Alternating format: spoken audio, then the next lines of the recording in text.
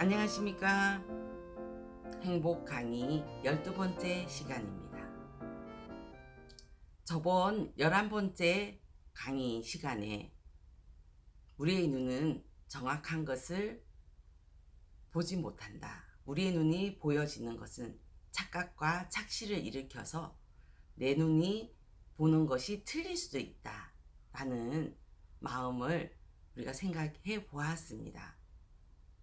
정말로 많이 삶 속에서 정말 우리가 굳어져 있는 것이 내 생각을 믿고 내가 보는 것이 정확해. 또 내가 느낀 것이 맞아. 자신의 느낀 것과 자신의 본 것을 고집하고 주장하는 그 생각을 내려놓지 못하고 또 전환하지 못해서 때로는 많은 불행한 또 어려운 마음들을 삶 속에서 겪고 또 그런 사건으로 가정이 깨어지기도 하고 때로는 욱하는 그런 내 생각을 믿는 그 마음이 또 불행한 사건을 일으켜서 내가 생각지 못하는 그런 상황으로 나 자신을 끌고 갈 때가 많이 있습니다. 저는 소년원 아이들이나 또 교도소에서 범죄를 한 사람들 대상으로 교육을 몇 번 나간 적이 있습니다. 그곳에 있는 분들은 굉장히 순수하고 또 정말 벌레 한 마리 못 죽일 듯한 그런 어떤 분들도 계셨습니다. 근데 이런 분들이 왜 이곳에 왔을까?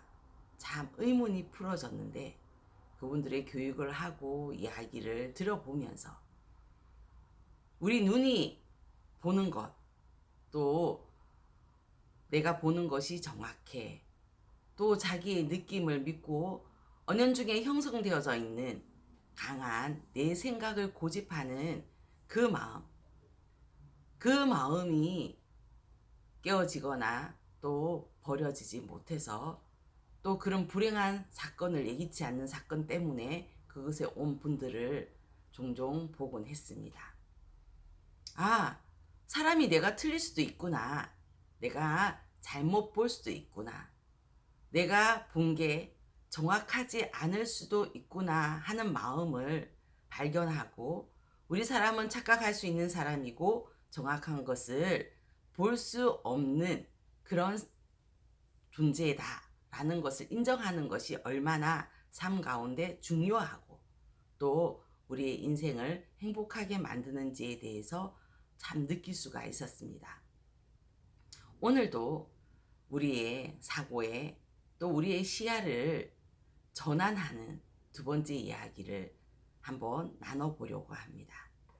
제가 여기 제목에 어려움이란 좋은 것이야 라고 적었습니다. 아니, 선생님, 삶이 어려운데 왜 좋아요? 어려우면 힘들고 고통스럽고 괴로운데. 맞습니다. 예기치 않는 어려움들은, 내가 원하지 않는 상황들은 우리의 마음을 굉장히 힘들게 하고 고통스럽게 합니다. 그러면 근데 참 이상한 것을 발견할 수가 있는데요. 옛날 혹시 어르신들은 정주영 고 정주영 회장님을 잘 아실 텐데요. 어려움 하면 참 이분이 떠오르곤 합니다. 옛날 우리나라가 경제가 활성화되지 못한 시절에 외화가 굉장히 부족했고 또 그런 부족한 상황 속에 어떻게든 나라에 있는 대통령님은 이 어려움을 이 경제적으로 활성화시키기 위하여 많은 고민과 또 많은 일들을 계획하고 생각을 했던 시절이 있었죠. 그때 중동에 건설을 하는 일들이 있었습니다. 그때 우리나라 대통령님이 그 건설을 우리가 한번 해보고 그 나라는 중동 땅은 석유가 많이 나기 때문에 그 외화가 넘쳐나는 나라여서 우리가 가서 일을 해서 저 돈을 우리가 벌어올 수만 있다면 굉장히 우리가 부강하게 잘 살 수 있을 거야 라고 생각을 했습니다. 그래서 거기에 있는 건설을 우리가 좀 맡아서 하려고, 우리가 이 건설을 따오면 어떻겠냐고 하고 장관들을 그 중동 땅에 파견한 적이 있습니다. 그 장관들은 이렇게 얘기했습니다. 그곳에는 너무 덥습니다. 너무 더워서 한낮에 일을 할 수가 없습니다. 그리고 마실 물도 없습니다. 더군다나 이 노동자들이 쉴 수 있고 하루의 피로를 풀 수 있는 그런 음식점도 없습니다. 라고 우리는 결코 할 수 없다는 이야기를 했습니다. 꼭 외화를 벌어오고 싶은 대통령은 이 고 정주영 회장에게 물어본 겁니다. 가서 한번 봐주세요. 우리가 이 일을 정말 할 수 없는 상황인지. 하지만 정주영 회장은 돌아와서 대통령님에게 우리가 이거 할 수 있습니다. 아니, 한낮에 더워서 일을 못한다고 하는데 어떻게 할 수 있습니까? 네, 낮에 자고 밤에는 굉장히 시원하기 때문에 불을 켜놓고 밤에 일을 하면 됩니다. 물이 없다고 하는데요. 네, 물은 여가를 통해서 바닷물을 여가 장치를 통해서 마실 물을 만들면 됩니다. 아니, 노동자들이 쉴 수 있는 음식점이나 또 단란주점 같이 이런 곳이 없습니다. 그래서 더 좋습니다. 돈을 허튼 대로 쓰지 않고 나라 본국에 있는 가족들에게 모두 다 가져올 수 있으니 이거는 굉장히 좋은 환경이고 상황입니다. 라고 얘기를 했다는 거죠. 우리가 생각할 때 어려운 상황이 오면 절망합니다. 돈을 벌 수 있는 돈이 많은 나라지만 일을 할 수 없는 상황들을 생각하면 절망이 찾아오고 또 좌절이 찾아오게 되어지죠. 하지만 정주영 회장님은 그 어려움과 절망인 상황 속에 마음이 빠지는 것이 아니라 그 어려움과 그 상황을 헤쳐나가고 또 해결할 수 있는 그 너머의 어려움 너머에 있는 어려움만 눈으로 1차적으로 보여지는 것만 생각한 게 아니라 그 이면에 그 어려움을 어떻게 해결할 수 있는지에 대한 사고를 가진 분이셨습니다. 자, 여기에 보면 비행 착각이라고 하는 이 조종사들이 조종 훈련을 할 때 또 조종사들이 하늘을 나는 비행을 하게 될 때 가장 어려운 시점이 찾아온다고 합니다. 그것이 비행 착각이라는 건데요. 어렸을 때 우리 하늘도 파랗고 바다도 파랗습니다. 네, 둘 다 파랗죠. 근데 조종사들은 굉장히 숙련되어지고 또 이 조종 훈련을 굉장히 몇십 년 동안 또 10년 이상 이렇게 조종 훈련을 하고 또 조종을 했던 분들이 또 하늘에 비행기를 몰기도 합니다. 근데 왜 이렇게 숙련되어진 조종사들이 비행 착각이라는 사고를 통해 아까운 목숨을 잃을까요? 여기에 있는 조종사가 이렇게 추락한 사건이 있는데요. 뭐냐면 바다를 하늘로 착각한 사건이죠. 하늘이라면 높이 비행을 해서 하늘 끝까지 위로 올라간다면 아무 문제가 없는데 바다를 하늘이라고 착각했기 때문에 쭉 바다로 향해서 이렇게 하늘을 난다고 생각하고 쭉 가다 보니 그냥 바다에다가 곤두박질 쳐서 추락하는 사건이 발생하는 겁니다. 조종사들은 조종 훈련을 받을 때 네 생각을 믿지 마라. 네 느낌을 믿지 마라. 라는 이야기를 굉장히 많이 듣곤 한답니다. 그거는 초년 시절에만 듣는 것이 아니라 중견 또 유능한 베테랑들 조종사들도 끊임없이 네 생각을 믿지 마라. 네 느낌을 믿지 마라는 것을 조교를 통하여 또 훈련하는 상사들을 통하여서 끊임없이 듣고 또 교훈을 받습니다. 우리 사람이 느낌은 틀릴 수도 있기 때문이죠. 근데 내 느낌, 내 생각을 한번 믿게 되어져서 그것을 고집한다면 아까운 정말 소중하고 귀중한 생명을 잃게 되어지는 거죠. 여기에 있는 비행착각 조종사들은 똑똑하고 정말 공부도 많이 한 유능한 인재들입니다. 그들에게 이야기합니다. 절대 네 판단을 믿지 마라. 네 생각을 믿지 말고 계기판을 믿어라. 계기판은 거짓말을 하지 않는다는 거죠.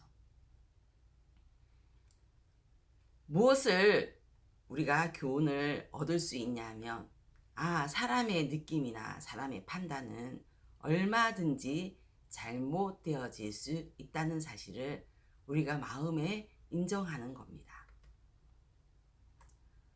어려움을 대할 때 보통 사람들은 어려움은 정말 우리를 우울하게 만드는 거야. 어려움은 우리를 힘들게 하는 거야. 어려움은 우리에게 절망을 갖다 주는 거야. 대부분의 사람들은 어려움이 올 때 그런 마음이 형성이 되어집니다. 하지만 정주영 회장님처럼 실제로 그 어려움이 어렵지 않는 것이 아니라 그 어려움을 대하는 사고를 바꾼 거죠. 내가 느끼고 내가 경험되어지고 내가 눈으로 보는 것은 하늘이야. 하지만 내 생각이 아닌 계기판이 반대로 가리키고 있다면 당연히 내 생각과 내 판단을 버리고 정확하게 그거는 바다야라고 가리키고 있는 계기판을 따라서 결단을 내려야 하듯이 사실 정말 이 어려움이 그냥 어려움만으로 남는 것이 아니라 어려움을 어떤 관점으로 우리가 받아들이냐에 따라서 이 어려움은 정말 우리에게 행복을 가져다 주는 전 단계, 디딤돌이 되기도 한다는 사실이죠.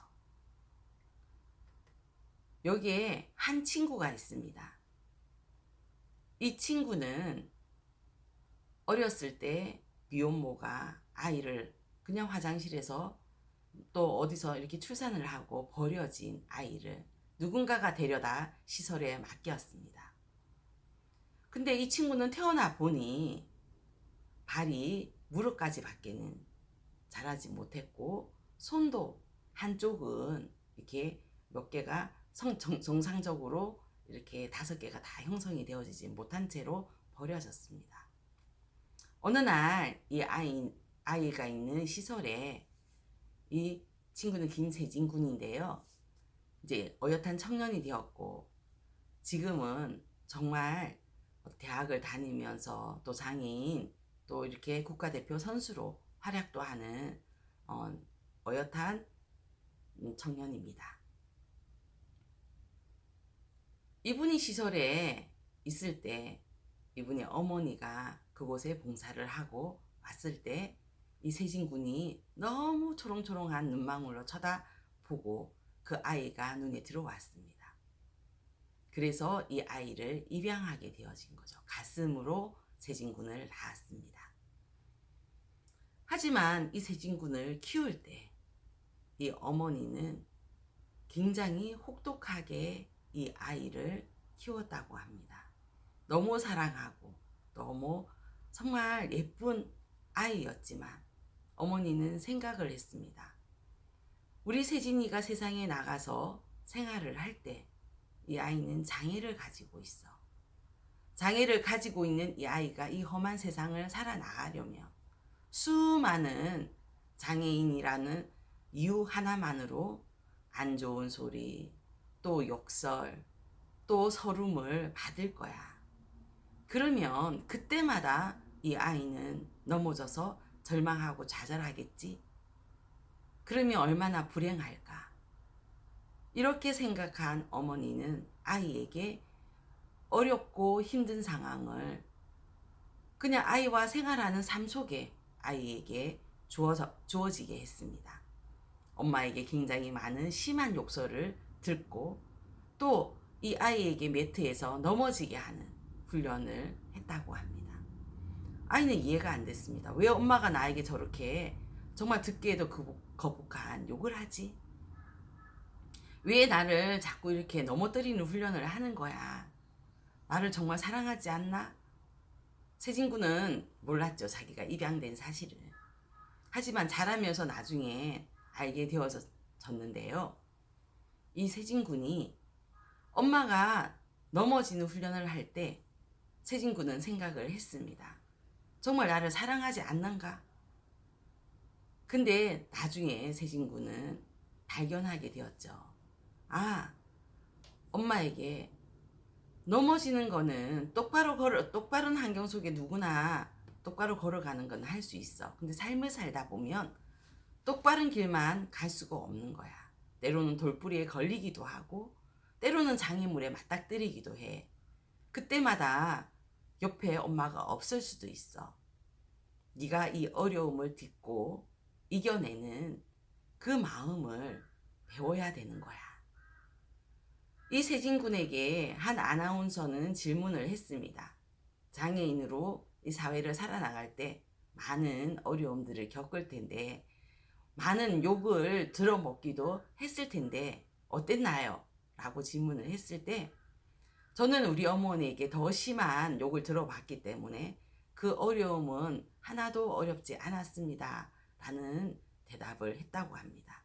어린 시절 엄마가 넘어지는 훈련을 통해서 스스로 일어날 수 있는 힘을 키우게 했던 이유를 사회생활을 하면서 어머니는 미리 내가 당할 어려움이 어떤 어려움인지 아시고 나를 그런 부분에 강하게 내 마음을 형성할 수 있도록 강한 아이로 저를 키우셨습니다. 그래서 지금은 그런 것들이 하나도 어렵지 않고 힘들지 않습니다. 라는 대답을 했다고 합니다. 어려움이라는 건 우리가 약하기 때문에 어렵게 느껴지는 거죠. 근데 그 어려움을 받아들이는, 또 그 어려움을 이겨나가는 연습과 훈련을 통해서 우리는 그 어려움이 올 때 그 어려움을 절망으로 좌절로 받는 것이 아니라 나를 한 단계 더 성숙하게 만드는 그런 디딤돌로, 또 나를 더 잘하고 발전하게 만드는 아주 좋은 영양제처럼 나를 성숙하게 만드는 역할을 한다는 게 우리 삶 속에서 만나는 어려움이구나 하는 사실을 발견할 수가 있습니다. 그래서 어려움이란 우리를 성장하게 만드는 디딤돌이구나.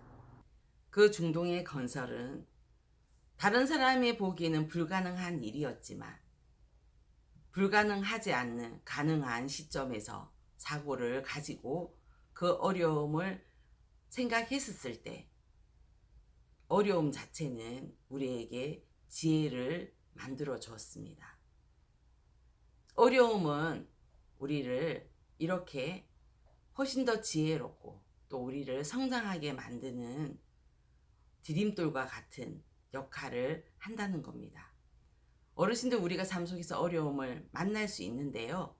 그 어려움은 나는 어떻게 어려움만으로 보고 있는 건지, 그 어려움을 어떻게 극복하고 또 어떻게 이겨나갈 수 있게 나의 사고를 더욱더 성숙하게 만들고 또 지혜를 찾게 하는 그 과정에 있는 굉장한 지혜를 얻게 하는 디딤돌로 받아들이고 있는지 한번 우리의 마음을 살펴볼 수 있는 시간이 되었으면 좋겠습니다. 분명하게 하나 알 수 있는 것은 어려움은 결코 우리를 좌절하거나 또 우리에게 절망만 주기 위해서 있는 것이 아니라 우리를 성장시키기 위해서 있다는 사실을 기억하시길 바랍니다. 감사합니다.